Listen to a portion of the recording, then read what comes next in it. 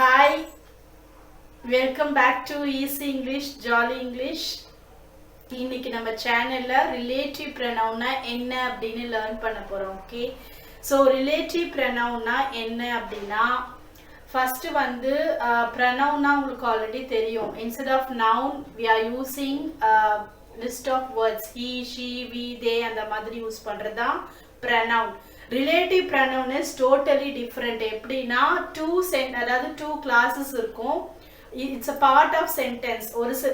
ஒரு பார்ட் வந்து முன்னாடி இருக்கும், செகண்ட் பார்ட் இங்க ரிமைனிங் இருக்கும். நடுவில் வந்து நம்ம ரிலேட்டிவ் ப்ரொனவுன் யூஸ் பண்ணணும். ஓகேவா? So it helps to connect two parts of a sentence. ரெண்டு பார்ட்டையும் கனெக்ட் பண்றது தான் என்னதுன்னா relative pronoun. Okay, so relative pronounல we have 6 pronoun. Okay, 6 words இருக்கு. என்னென்ன அப்படின்னா look at the board. Who. Okay, so who, which, where, that, whom.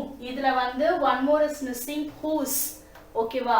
So இது எல்லாமே வந்து என்னது அப்படின்னா relative pronoun. Okay, so relative ப்ரொனவுன்னா என்ன அப்படின்னு நான் சொல்லிட்டேன் இல்லையா? ஸோ டூ பார்ட்ஸ் ஆஃப் சென்டென்ஸை வந்து அது லிங்க் பண்ணும். ஓகேவா? ஒன் ஆஃப் த சென்டென்ஸில் லிங்க் பண்ணுறதா என்னதுன்னா ரிலேட்டிவ் ப்ரொனவுன். ஓகே, ஸோ இது வந்து எப்படி நம்ம யூஸ் பண்ணுறது?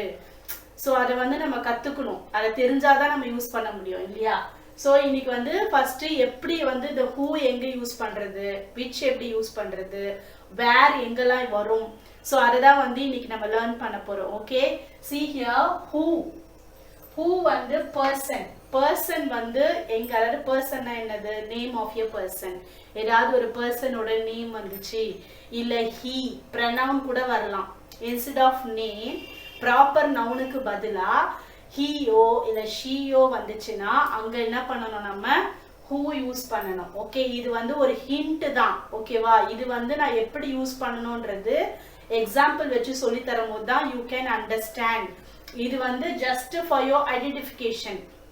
ஹூ எப்படி வரும், அதாவது ஹூ வேர்டு வந்து பர்சன் நேம் வரும்போது ஹூ யூஸ் பண்ணணும்ன்றது it's one of the hint.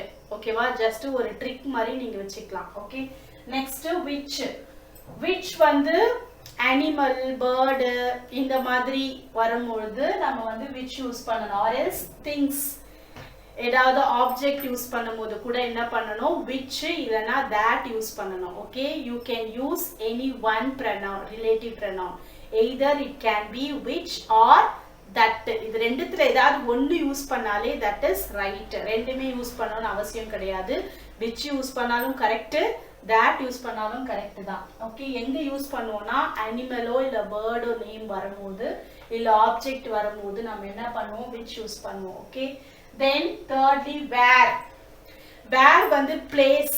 place வரும்போது where யூஸ் பண்ணணும். ஓகேவா? it may be any place. then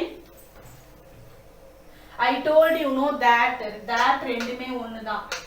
whichக்கு பதிலா that யூஸ் பண்ணலாம், thatக்கு பதிலா which யூஸ் பண்ணலாம். so both of them are same. next whom. I told you know, so person name வரும்போதோ இல்ல pronoun வரும்போதோ we have to use who.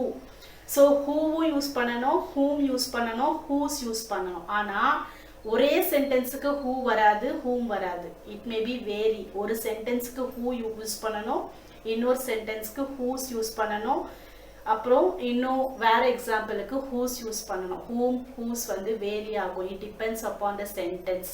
இது வந்து just for your identification. இந்த மாதிரி person name வந்தா who இல்லனா whom or else whose. இது மூணுத்துல ஏதாவது ஒரு pronoun யூஸ் பண்ணணும். ஆனா அந்த சென்டென்ஸ் என்ன சென்டென்ஸ்ன்றத பார்த்துட்டு தான் நம்ம யூஸ் பண்ணணும்.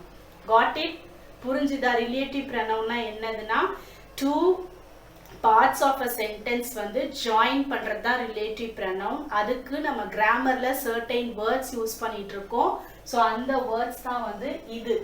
இது இல்லாம இன்னொரு ரிலேட்டிவ் pronoun இருக்கு, வாட் யூஸ் பண்ணுவாங்க. அது வந்து in some sentences when we describe any information, ஏதாவது ஒரு ஆப்ஜெக்ட பத்தியோ or else any noun பத்தியோ நம்ம இன்ஃபர்மேஷன் கொடுக்கும் பொழுது வாட் வந்து லிங்க் பண்ணும். Okay, we will be using the relative pronoun what to link the sentence. Okay, so adu vandu one of the relative pronoun da. Got it? Next video la exercise வந்து நான் கொடுக்க போறேன். ஓகேவா? So sentence wise first ஹூக்கு 2 examples, அப்புறம் விச்க்கு 2 examples, இந்த மாதிரி 2 எக்ஸாம்பிள்ஸ் ஓகே பார்த்தா ஸோ இன்னும் உங்களுக்கு வந்து டீட்டெயிலாக புரியும் எப்படி வந்து ரிலேட்டிவ் ப்ரொனவுன் வந்து சென்டென்ஸ்ல யூஸ் பண்றது. ஓகே, ஸோ அதை பார்த்தா தான் நமக்கு வந்து டீட்டெயிலாக புரியும். இப்போ வந்து ஜஸ்ட் உங்களுக்கு மீனிங் தான் சொல்லி கொடுத்துருக்கேன். ஸோ நெக்ஸ்ட் வீடியோக்கு you have to wait. Okay, thank you. Thanks for வாட்சிங். Bye.